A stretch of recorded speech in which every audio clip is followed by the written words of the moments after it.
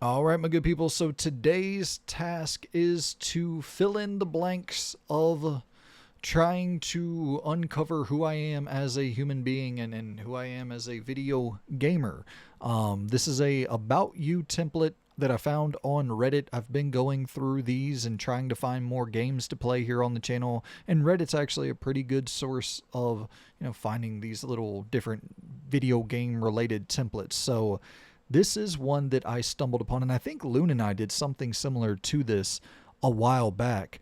So I'm going to throw a little twist on it this time. That way, I don't want to repeat myself too much in this list. We might have did this exact same list now that I'm looking over it. I'm not 100% sure because there's a lot of these that float around on Reddit. But anywho, this is About You video game edition, and let's start filling in these boxes. All right, so we got the old list pulled up here, and how we're going to put a spin on this one is I'm not going to reuse franchises. So if my favorite game of all time, which we'll go ahead and just fill that one in, that's a very obvious one I've talked about a million times on the channel. My favorite game of all time by far is Resident Evil 2 from 1998, the original on the PlayStation 1. That's the game that got me into gaming, and I think I'll just always have a super soft spot for that title. And it's like I often think about this of how much of my love for this game is just purely nostalgia driven, but when I go back to it, and I go back to it quite a bit, I am still always impressed with it and impressed with how well it holds up. But I understand that a lot of that is coming from the fact that I'm familiar with the tank based controls and I've been playing games like that for 20 plus years. And so a lot of these things that would frustrate other people and younger people don't frustrate me as much. But I just think it's so iconic, man. So damn iconic. Leon, one of the most iconic characters ever, brought to life in RE2, Raccoon City, the RPD, Claire, Mr. X.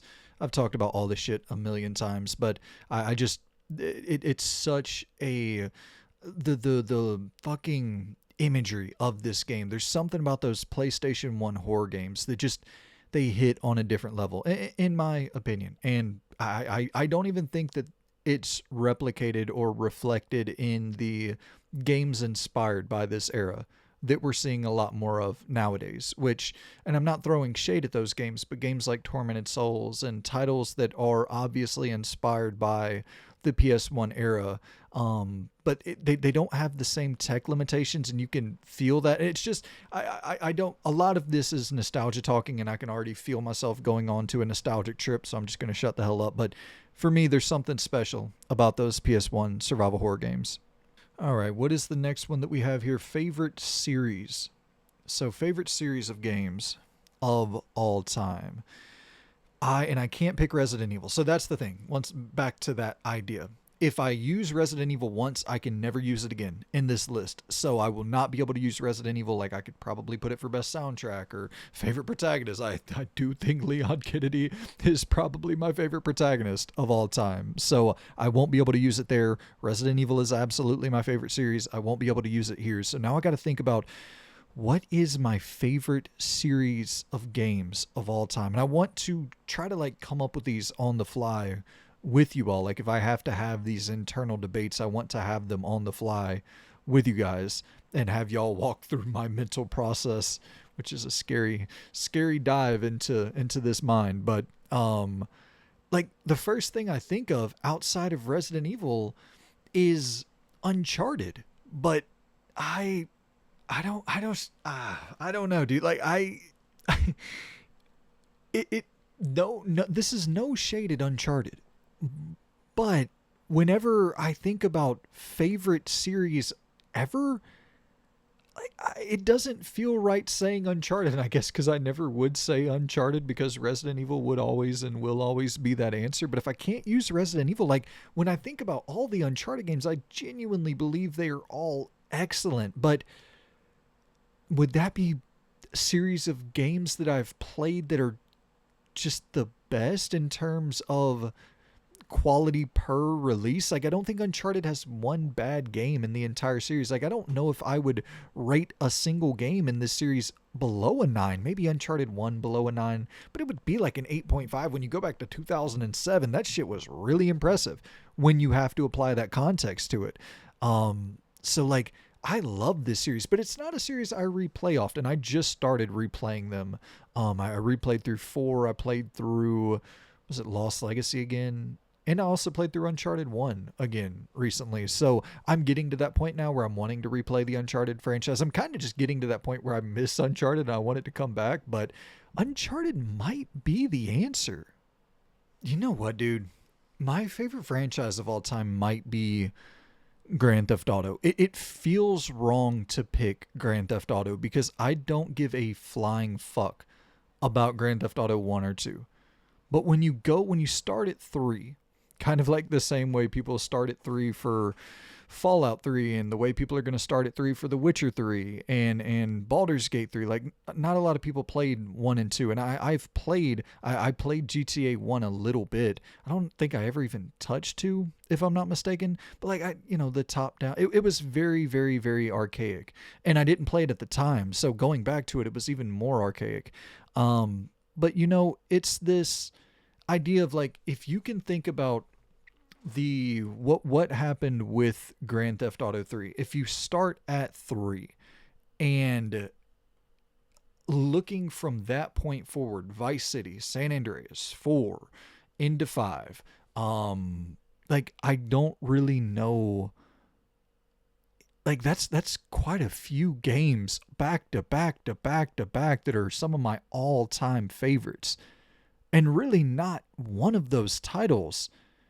Like if I was to do they wouldn't all fit into a top 100, I don't think. But if I were to do like a top 200 games of all time, they would probably all be in there. And I don't know if any other franchise would have that luxury. Because even when I think about Resident Evil, 6 would not be in a top 200.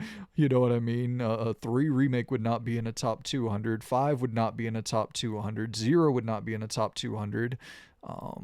Resident Evil 1 remake probably wouldn't be in a top 200. I don't know if RE1 OG would be in a top 200.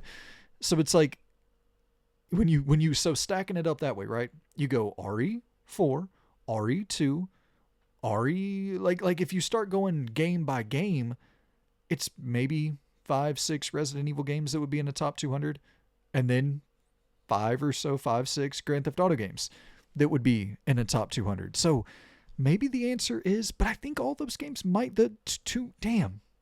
all those Uncharted games might be in a top 200 as well. It's one of those two franchises, I believe.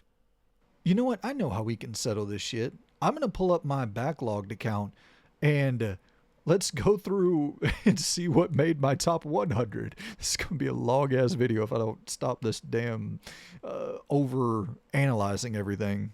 But I do think this is a decent way of kind of trying to figure it out. Mass Effect, even though it's only 2 games that I absolutely adore, but to be real, like I like 3 enough. Andromeda, I think, is kind of slept on in terms of a gameplay experience. But anyway, let's go through this real quick.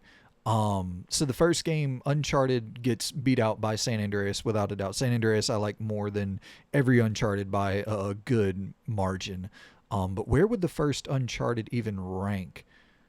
I got Uncharted 2 at number 25. Do I not have Uncharted 4 ahead of that? I don't know if I like Uncharted 2 more. That's the problem with these damn top 100s. It's been like, 3 months since I've done this, and I already don't stand by my picks. So I got Uncharted 2 at 25, and then I got Uncharted 4 at 36. Damn. I was stupid the day that I made this list, I think. I would like to hear my explanation. Okay. So Grand Theft Auto Vice City. Yeah, man. All right. So I think y'all are probably seeing what I'm seeing here. San Andreas I have as my 4th favorite game of all time. And then Vice City I have as my 20th favorite game of all time. And that's 2 Grand Theft Auto games before we even get to 1 Uncharted game. Uncharted 2 at 25.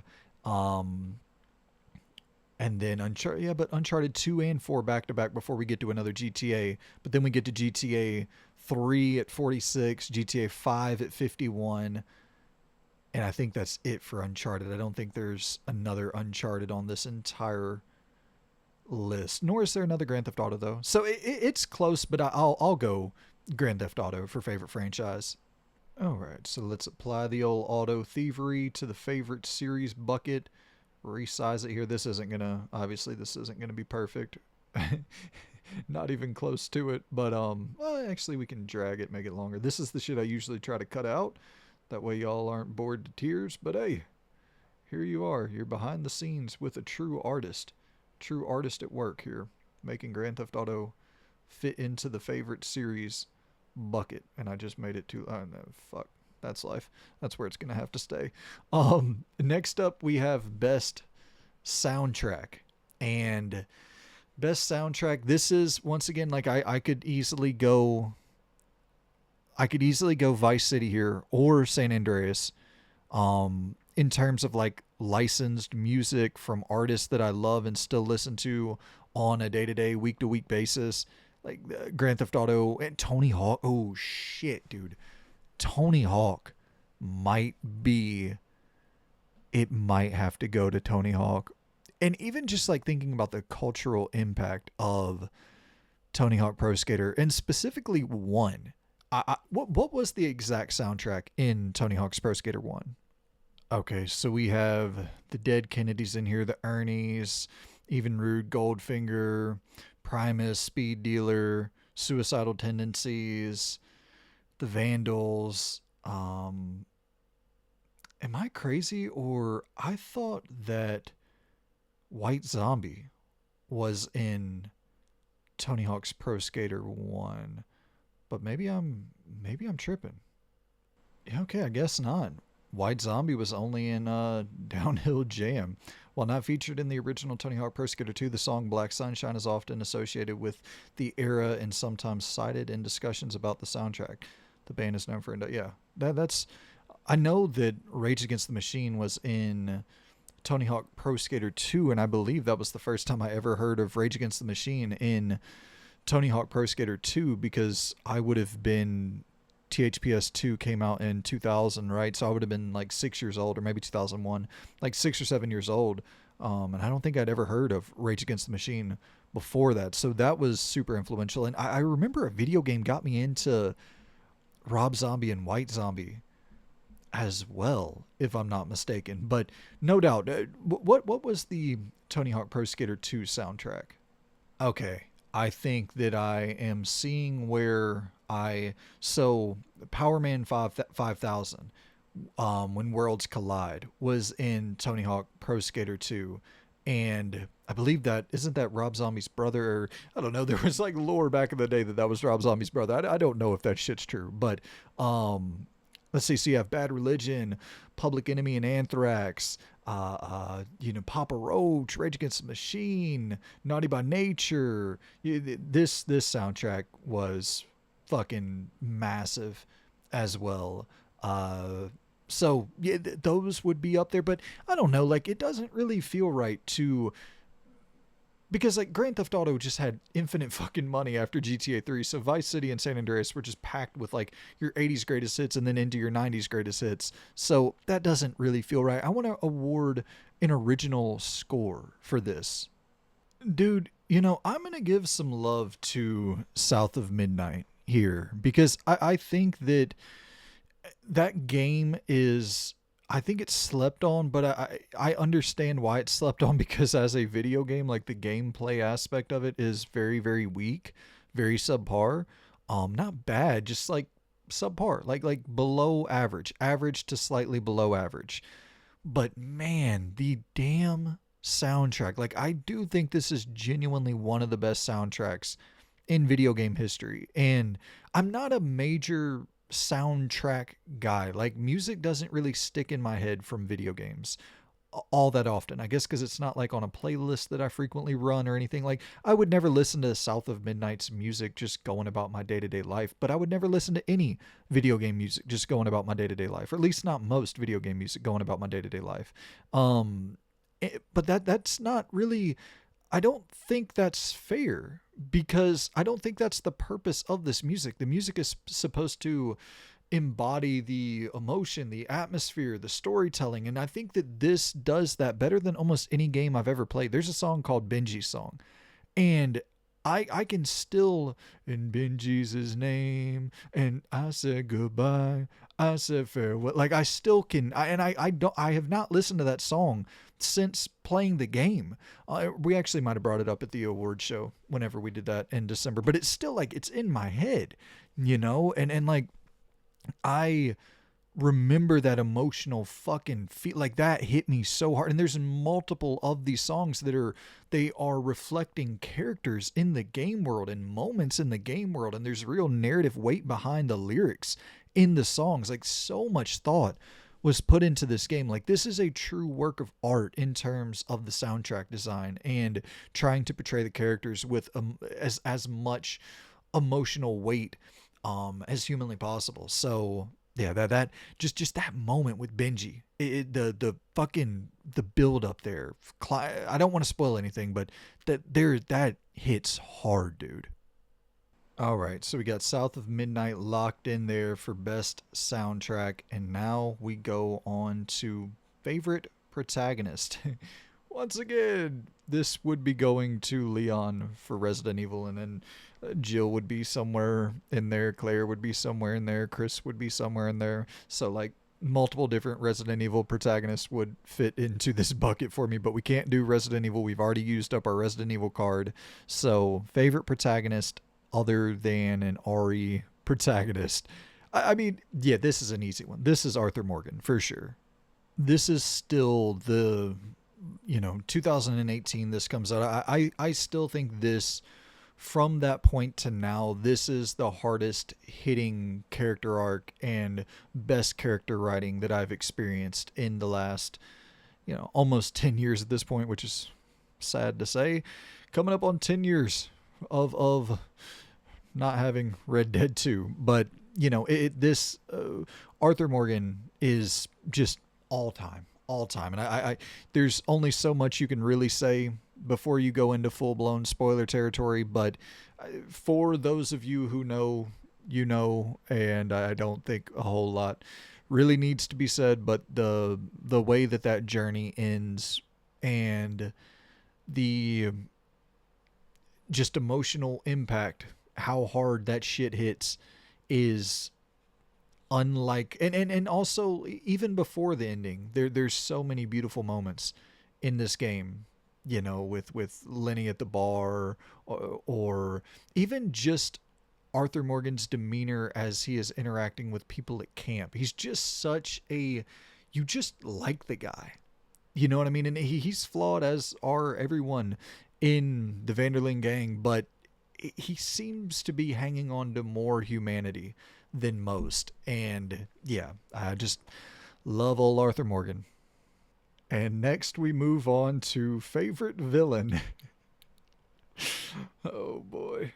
So if I'm being real, this would be Wesker from Resident Evil, but since we can't use Resident Evil, my favorite villain of all time, I think to Andrew Ryan from BioShock. That would definitely be up there, but I don't know overall villain. Like I don't really know if I would place him in that camp per se.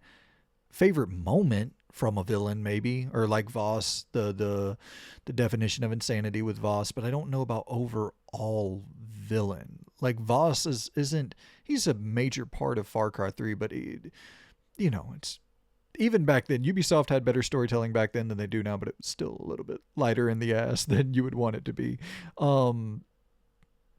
Really well written, in-depth villains that, to me, like a complex villain, someone that you can understand why they do what they do and relate to them on some level. And I think the fear of relating to something evil is the most compelling emotion attached to a villain, in my opinion.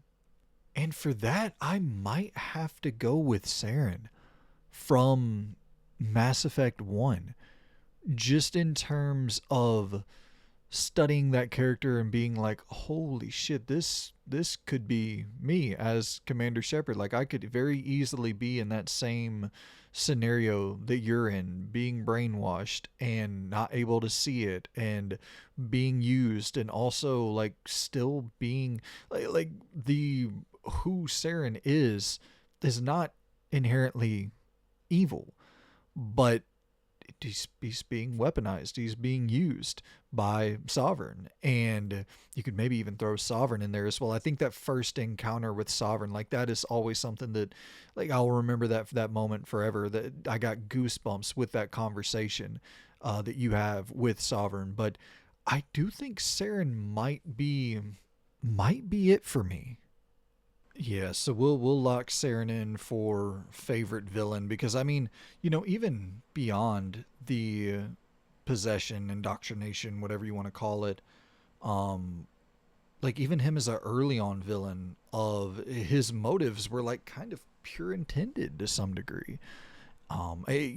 Doing the wrong thing, obviously, by like Commander Shepard would view that as the wrong path, but like he's doing what he thinks is right. He's doing he doesn't think there's any other way of saving humanity than the route he's going, and like there's just a fundamental disagreement there. But at the end of the day, he's not doing something malicious. He's not being malicious with the intent of like, ooh, ha ha ha ha. He's like wanting to save the galaxy, and he thinks that his path forward is the path forward, and Shepard thinks that his path forward is the path forward, and the whole Spectre dynamic. Like, you could see a lot of yourself in Saren, and it's just that's the thing. The fear of being that is very, very yeah.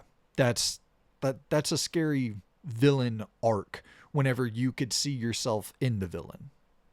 Next up, we have best overall story, and I think you could probably you could throw Mass Effect in there. We can't use Mass Effect now. We can't use Red Dead 2. You could throw Red Dead 2 in there easily. So I think if I can't use Mass Effect, if I can't use Red Dead 2, I think we're only down to two selections here, and it's either The Witcher 3 or The Last of Us. And I think for I think for The Witcher 3, if the question was like the best quest design ever, The Witcher 3 would win that over The Last of Us.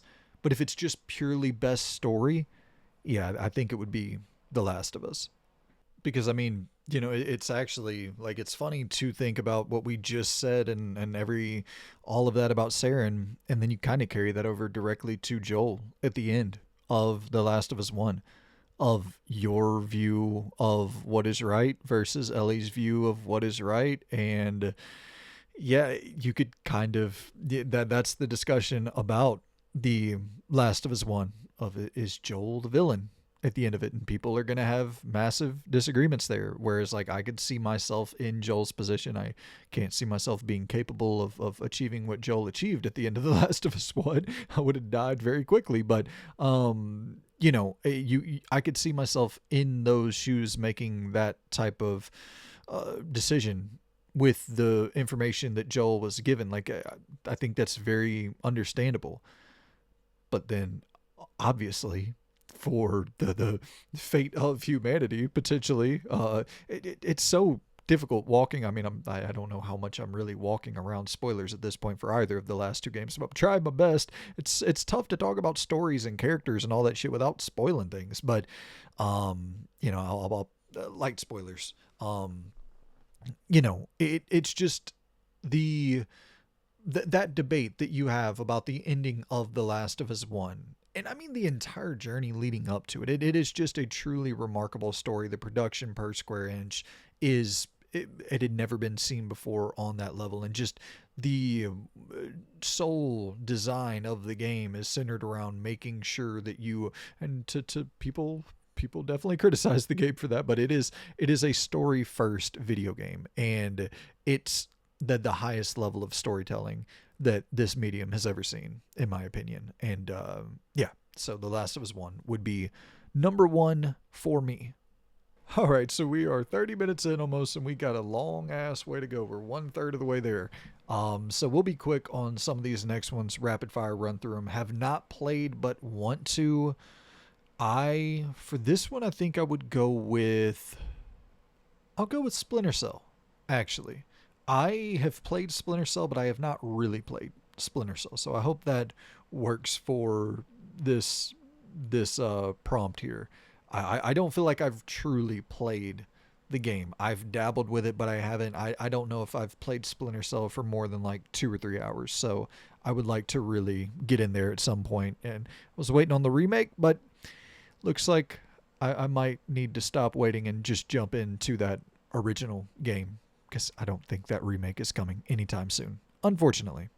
Next up, we have a game that you love that everyone else hates. A game I love that everyone else hates. So my brain immediately goes to Resident Evil 6, but I don't know if I would necessarily say I even love Resident Evil 6. I like it more than most.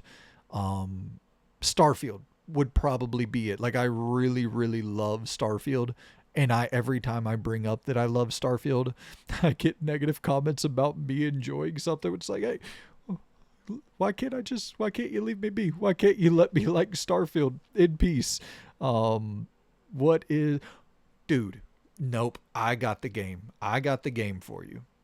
Dragon Age the Veilguard. And I don't even know if I love the game, but there is absolutely no game that I have ever expressed enjoyment and there's no game I've ever said that I slightly enjoyed on the internet that made people more angry than me saying that, yeah, the Veilguard's pretty good. I think I ranked it in like my top 20 of 2024. And yeah, that anytime I express the opinion that this game is solid, is it doesn't go over too well with the internet. So I guess that would be the one I love that it seems like everyone else hates. And I don't even know, once again, I don't know if I necessarily love it. I would rate it like a, I don't know, 8 or so, maybe even an 8.3, 8.4. It's a really, that's kind of my opinion, is that it's just a really well made game considering all of the turmoil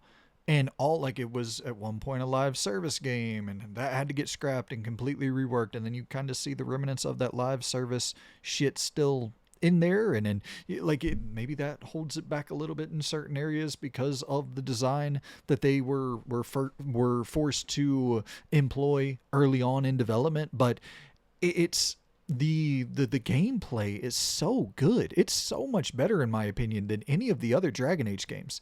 Like Dragon Age 1, 2, or damn Inquisition. I think Veilguard shits on those games in terms of gameplay. It is so damn fun to play. It's so freaking beautiful. This game is a treat to look at. And sure, some of the storytelling, it sucks. It's pretty damn soft, but I think Dragon Age overall is kind of a soft franchise, but I think most fantasy is kind of soft.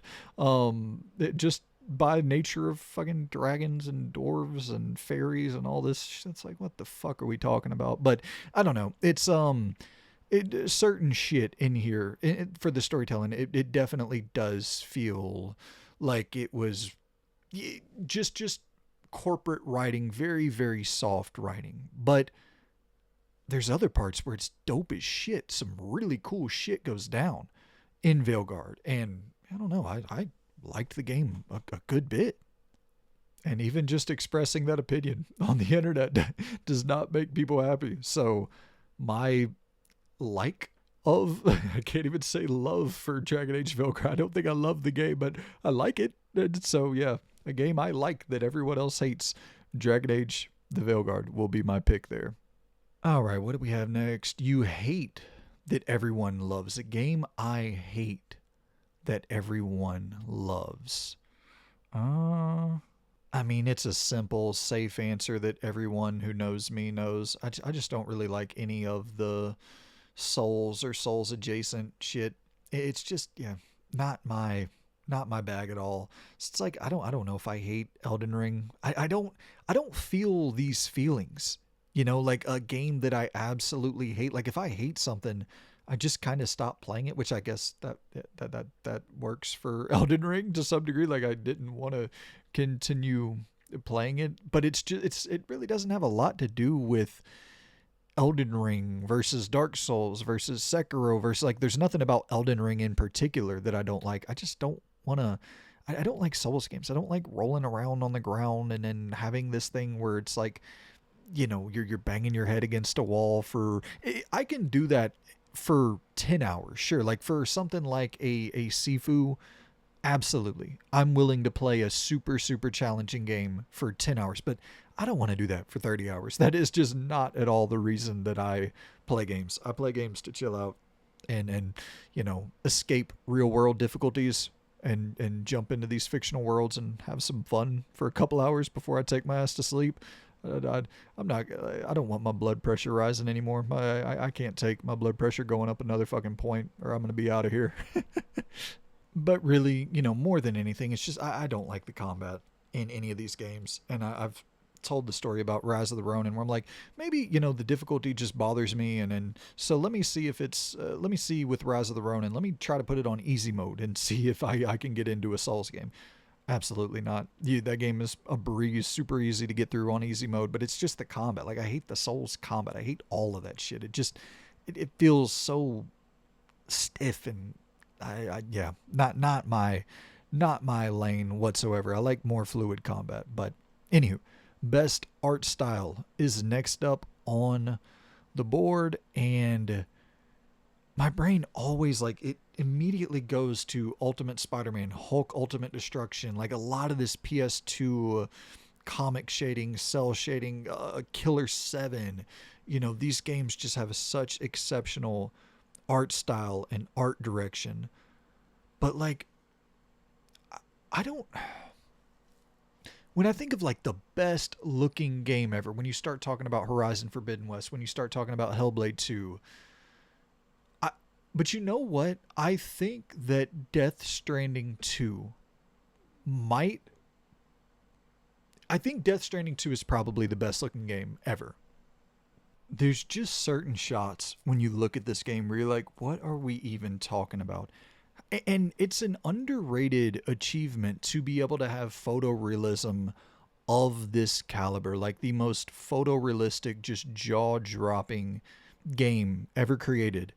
And then to also, on top of that, have the art direction and the sauce, just having that art style be at 11 while also the realism is matching it at 11. I just, yeah, even looking at this trailer running in real time, and of course, like the technical feat as well of some of the, I mean, I know some of this is scripted moments, of course, but like when you see the fucking avalanche and the dust kicking up that we saw a second ago, and just these technical achievements that are happening here. And there's a moment, and this is like, to be, let me back up to make sure you understand I'm not I don't like the game really at all. I don't like Death Stranding 1 at all. Don't really like Death Stranding 2 at all.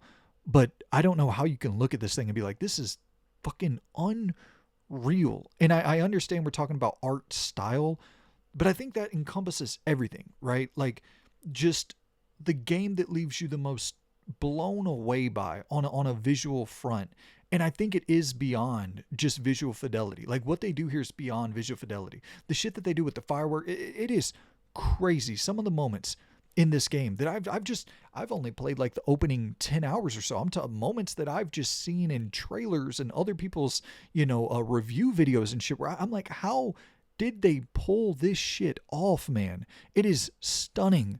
I mean, look at this is crazy what is happening on the screen right here. There's so much swagger in this fucking game for it to still look as good as it does from a fidelity standpoint. Crazy. So next we have favorite ending here. Once again, I could easily pick The Last of Us or Red Dead 2. I think that probably one of those two would be my favorite, but since I can't use them, I mean, you could even argue Mass Effect 1 has like a really, Mass Effect 2 definitely has a better ending, but favorite ending that's not Tilu or RDR2. The Witcher 3, I feel like that ending is kind of rushed a little bit. but it is still a great ending. Maybe I would, I think I would go with BioShock. BioShock 1 with the would you kindly and the how the fuck do you not spoil shit whatever you're talking about favorite endings, so just go ahead and skip to the next timestamp if you don't want to be spoiled. I just think whenever you're talking about, because once again, you're taking yourself back to 2007, 2008, whenever Bioshock 1 released, and that theory of, player agency or just being introduced to the fact that, like, oh, you didn't have control over what you were doing throughout this entire game. Like, you have been under a mind control operation here, and this whole thing that you this whole experience that like you think you're controlling the game, but we're controlling the player. Like, that idea was like, holy fucking shit, what a mind fuck to experience that, especially like that hadn't been touched on in games in 2007. That was revelatory at the time. And just the Andrew Ryan and the objectivism and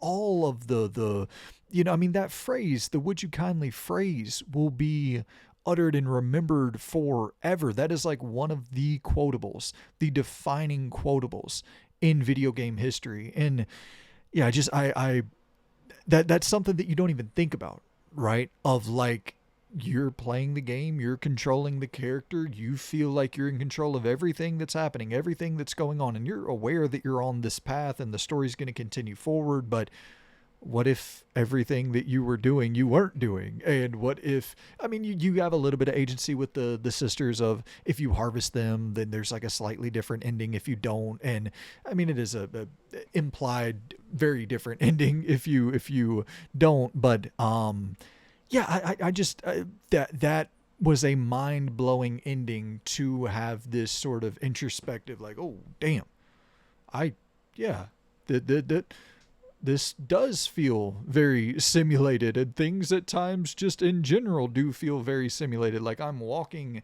in this collective haze that millions and millions and billions of people are all walking into this fog together and doing what we're told and being who we're supposed to be, and like all of these things that keep us in line, doing exactly as we're supposed to, and very rarely pivoting out and being who we want to be and doing what we want to do and pursuing, like when you start thinking about it on that level of just a human level of your own personal life. And that's for me, that's when I know a story is hitting really hard, is whenever you think about the implications in reality outside of the game as well, and you start debating that internally. And Bioshock 1 definitely hits on that level without a doubt. All right, so we got Bioshock on the board for favorite ending, and oh boy, I'm fucking shit up. And then we move on into the favorite boss fight of all time for the final entry in row number 2. And for favorite boss fight, man, like, my brain immediately goes to Metal Gear, because I think that Metal Gear as a series probably just has the dopest fucking boss fights in general. Psycho Mantis, the end, yeah, Metal Gear boss, like the Metal Gear Solid 3 in general might have the best boss fights of any game I've ever played in my life. It's certainly up there. MGS3 just has got, I mean, MGS1 as well. I know people don't show a lot of love to MGS2 in terms of the boss fights, but there are some boss fights in MGS2 that I really enjoy. Rising Revengeance has a god tier boss fight. 4, I mean, dude, you could, Jesus Lord, the final Ocelot fight in 4 is just unbelievable, unfucking believable. So yeah, you can't just put Metal Gear. It's favorite boss fight, like specific individual boss fight It's my favorite boss fight. Final Fantasy 16 has some of my favorite spectacle fights ever, but I don't know if they're my favorite actual, like, literal moment to moment interaction, gameplay centric fights. It's just more the visual kind of wow factor. Reanimal, in terms of something I really didn't expect. I don't know if you'd consider it a boss fight, but spectacle, like next gen holy shit moment. Reanimal has one of those. Um, Dude, I just thought of one. Mr. Freeze from from Arkham City. City, right? Yeah, yeah, that was City, I believe. And I don't know, like, in terms of this fight isn't even all that. It's not super involved. Like, you're not sweating while participating in the boss fight, but it's the best example of thinking as Batman, like being in the suit and really having to use all of your tools, all of the tools in the tool belt.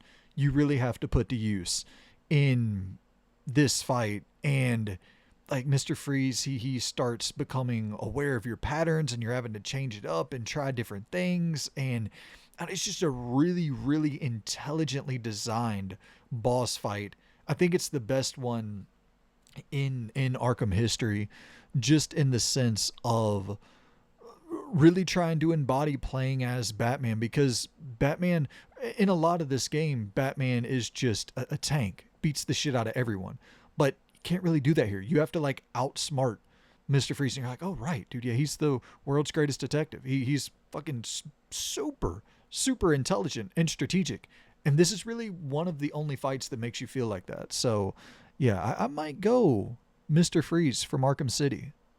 Yeah, yeah, we'll go Arkham City, Mr. Freeze. I could easily put, if I could just do I don't, I mean, I don't know, maybe Psycho Mantis, but the actual fight of Psycho Mantis isn't. It's more the narrative set dressing that is attached to that. Like, if I could just do Metal Gear Solid as a series, I think Metal Gear Solid has the best boss fights collectively, but individual boss fight, fucking Freeze from Arkham City ruled, dude. Favorite childhood game is up next, so can't do Resident Evil 2, can't do Grand Theft Auto San Andreas. Those would probably be 1 and 2. What would number 3 be? When I think of childhood, like, I think back to playing games with my buddies. That was like what made childhood to me. Like, one of the key identifiers of my childhood was playing games with my best friends. And I think that it would have to be one of the NBA games, either 2K. If we're going childhood as like high school, then probably 2K14 would take the cake there, or maybe even 2K like 12. And then if we're going, like, 2K11 would be in there as well. 2K11 was great. If we're going younger years, what was that, NCAA, the one with JJ Redick on the cover, would be in that camp. Madden 05 and 06 would be in that camp. 06 is the one with the career mode, and I remember whenever they introduced like the 40-yard dash and all that shit, we would spend times doing the controllers back and forth, just handing off the controllers, because the whole idea was you had to flick on the thumbsticks and just hit it as quickly as possible, and then you had the bench press as well. So like there, you, but dude, the one I think back to the most, and maybe it's just because this was my favorite, the one I was kind of good at, is NBA Live 06. And I won't bore you with a long, drawn-out spiel about Live 06, but it had the dunk contest for... No, 05 was the one with the dunk contest for the first time, because it was in Denver. And Melo was on the cover, if I'm not mistaken. But, I mean, regardless, we played more of 06, and 06 had the freestyle moves. The freestyle moves were sick as shit in NBA Live 06, so we'll go with that for my favorite childhood game of all time. And next up, we have relaxing game, the game that is the most relaxing for me to return to. I would go relaxing game. I mean, it's a mode, it's not the entire game, so I don't know if this counts, but for me, the most relaxing game mode is GM mode in SmackDown vs. Raw 2006 or 2007. It's something that I can put on. I mean, I come back to it like every other year and do a full 52-week GM mode, booking all the matches, going through, booking all the matches. I have I'll take a pen and a pad and write down my own stories and plan this shit out. And I just love getting so in the weeds with SmackDown vs. Raw 2006, the GM mode, or '07, either one.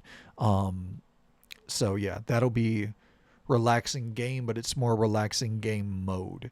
And then stressful games. So the opposite is next up. Man, like I don't really stress when playing games. That was kind of the whole thing we talked about earlier with Elden Ring or Souls games, or I don't like, that's not a feeling that I seek out. If I'm stressed while playing something, I'm playing the wrong game. Like that's not what I want from games at all. I want to chill, enjoy games, and have my blood pressure go down, not up. I can't have it go up any more than it already is. So it's just not something that I long for. And the only way that I'll play something that is stressful is if I'm just loving the combat. Like Dragon's Dogma 2 could be stressful, Sifu could be stressful, but I just love the combat so much that I didn't really feel stressed.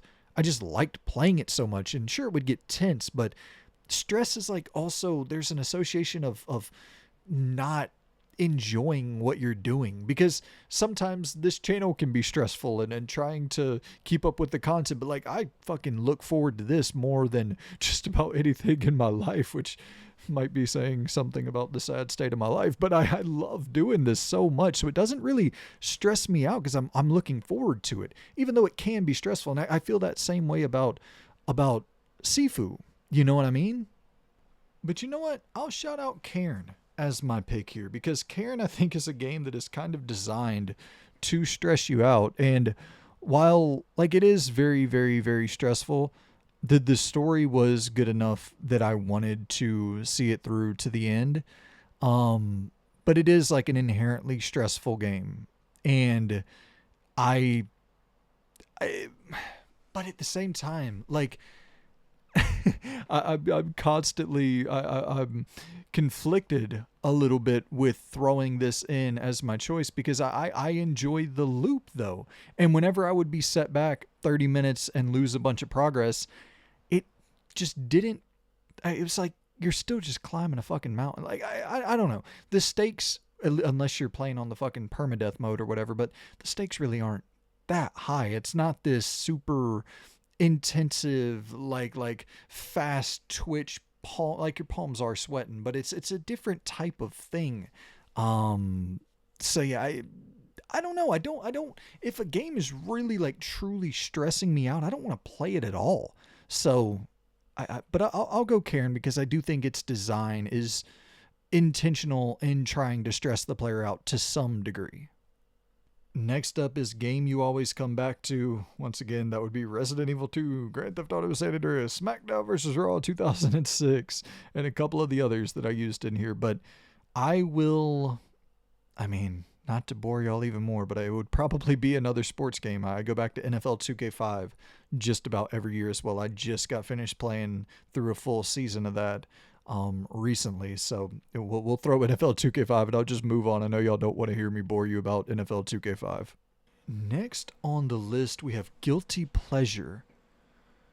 I don't really feel guilty about anything that I play. I just, yeah, that's a foreign concept to me altogether, of feeling guilty. I don't really feel guilty about anything. Is that sociopathic to say that?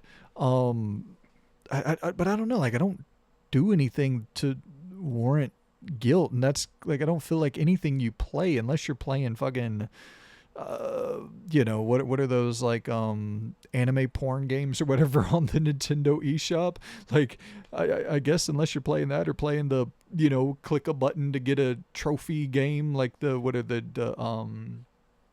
I don't even remember the name of the fucking viral game from years ago, but you like press two buttons and get a platinum trophy, and people were using that to run up their trophy score. Like, I guess, yeah, you would feel guilty for doing that, but I don't do that shit. I don't play anime porn games. I don't do the one button trophy checker, but So I don't know. I don't really feel guilty at all about anything I play. I I think that all games, even I talked about this in another video, but the whole idea of like people who only play Fortnite or only play Call of Duty, like I don't think you should feel guilty for that either. You know what I mean? Just play whatever the hell you want to play.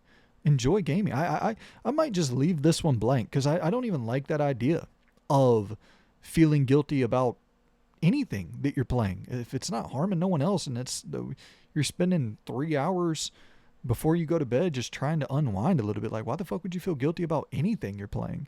The whole idea of like the highbrow gamer of people looking down and being judgmental of others for what they're say, who the fuck are you? Lame ass type of motherfucker to go into Fast and Furious and come out with some like in-depth criticism piece. It's like, bitch, shut the fuck up, dorky motherfucker. So yeah, I'm leaving because like the thing that's coming to my mind is like The Sims from back in the day, but I never felt guilt playing The Sims. I played The Sims with buddies, and we would create the chick that we wanted to get with, and we would like put her in the house with us, and we'd create this big ass house that we all shared. We'd put in the cheat codes, and we'd all create the chick that we wanted from school, and like there's a bunch of fucking dudes playing The Sims. Like, that shit was fire. That was fun as I'm not putting that as a guilty pleasure. I feel zero guilt about those times. But the last one up on the list is tons of hours played. So it doesn't say most hours played, which I do think that would probably go to Grand Theft Auto San Andreas or NBA Live 06 or SmackDown vs. Raw 2006 or NFL 2K5. So finding something outside of that camp. And I don't want to use NBA 2K here because we already used NBA Live. That's just like, yeah, if I could put the franchise NBA 2K here, I've played more of NBA 2K in my life than everything on this list combined and probably doubled. I've played so many thousands and thousands of hours of NBA 2K, but let's go with something more recent. Let's go with something that is actually like, I feel the opposite of the guilty pleasure. I actually feel proud of the hours that I have put into The Witcher 3. And the reason that I feel that pride is because despite me putting close to 200 hours into this game, I never felt like I wasted a minute. That is wild. And I back to the point from earlier, I think this game has the best quest design of any video game ever. The fact that you truly, genuinely care about every small thing that you're doing. You can just get lost in this game. I mean, people have put thousands of hours into The Witcher 3. So I know I'm small potatoes with my little 200 hours, but like this, it's one of those games that just sucks you in and you want to, like, I want to get shit done, move on. And I mean, obviously for the channel, I got to play a lot of shit to talk about, a lot of shit to have content for you guys. And like, but even before doing this, I like playing a ton of shit. I come from blockbuster culture. I come from rent-a-culture. That's why I loved the idea of Game Pass so much. Like, ooh, a buffet. You give me a buffet, I'm a happy motherfucker. I'd rather have 12 okay meals than one good one. That's that white trash in me coming out. But I don't know, man. It's just it's such a well-written game, from the main story to all the side stories to all the main characters to all the side characters. Like they really don't miss a beat. And the level of production and the level of attention to detail and quality care for the smallest of small stories is astonishing in The Witcher 3. So that's why I've put so many hours into it. And that's also why I would say I'm proud of the hours spent, because it felt like even though I spent 200 hours in this game, I never wasted any time at all. And honestly, like, I could look at that as guilty pleasure to fill in something like that. Like I could put Far Cry 6 in there or Elix 2 in there, or something that I played just because it was long.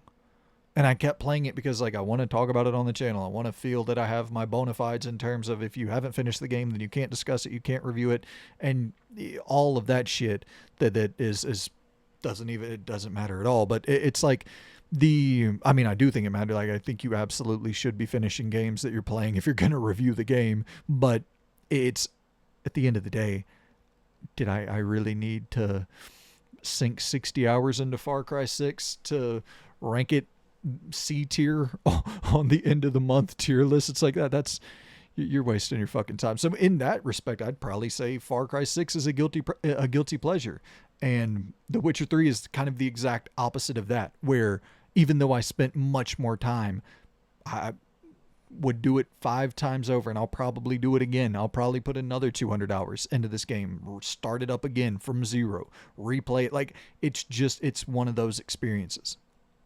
All right, so we added The Witcher 3 into the old bucket to top off the list, and there you have it. About You. Video game about you. I wanted this to be 30 minutes. Here we are 55 minutes later, but this is fun. Yeah, I know you got to talk through these picks, and there's a lot of them to get through, and I don't know, it's fun. I like rambling every now and then. So there's a nice long rambly video for you all. A lot of rambly videos lately. The Resident Evil ranking video was over an hour, but yeah, man, I appreciate y'all for tuning in. I got to figure out how to title this video, because About You video games, I don't think is really going to sell this thing too well. Exposing my god-awful taste in gaming, and YouTuber exposed, streamer exposed. I've seen people use that lately. Yeah, whatever the fuck works, really at the end of the day, as long as it's not overly clickbaity, rage baity, whatever.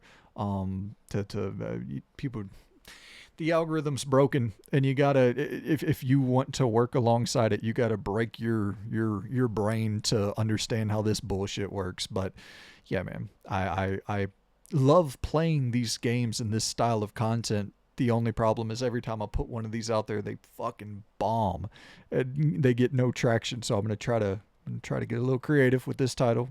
Apologies in advance. I'm just letting you know how the game is played behind the scenes. Sometimes you got get a little clickbait friendly to get this shit out there to the eyeballs. But yeah, man, I appreciate y'all greatly for tuning in, for stopping by for some About You video game edition. Hit me in the comments down below. Fill out your bracket if you want to, and let me know which of these slot in for you, which games slot into these brackets for you. And yeah, man, appreciate y'all so much for tuning in. I got some cool plans, more stuff like this, and I don't want to promise too much. I'm working on an idea right now that is March friendly. I'll just say that.